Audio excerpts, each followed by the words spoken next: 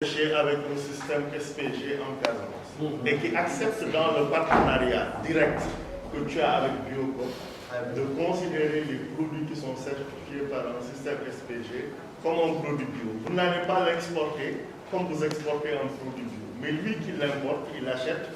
Quand tu respectes les normes internationaux, tu fais une exportation comme n'importe quel autre marchandise. Mais lui le considère parce qu'il accorde la même valeur à la garantie SPG que tu as donnée que si c'était certifié.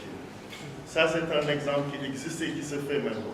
L'autre chose que je voulais dire, et qui est aussi important, c'est que, comme Christina l'a dit, il y a un très grand plaidoyer qui est fait.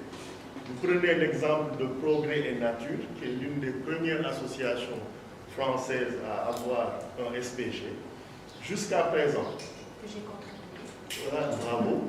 Jusqu'à présent, les membres de Nature et Progrès ne bénéficient pas des subventions qu'on accorde aux producteurs qui ont la certification EcoCert, par exemple. Parce que moi, j'ai encadré un étudiant qui faisait sa mémoire sur l'agriculture et devait faire un business plan.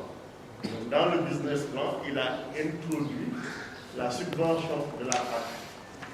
Et cette subvention, il a pu l'avoir parce qu'il avait un certificat EcoCert. S'il avait un certificat, s'il avait une garantie SPG de Progrès et Nature, l'État européen ou le gouvernement européen refusera de lui donner la subvention. Et ça, c'est un travail qui est en train d'être fait au niveau international pour qu'on considère les acteurs qui ont une garantie SPG qu'ils puissent bénéficier des mêmes avantages que tous les producteurs.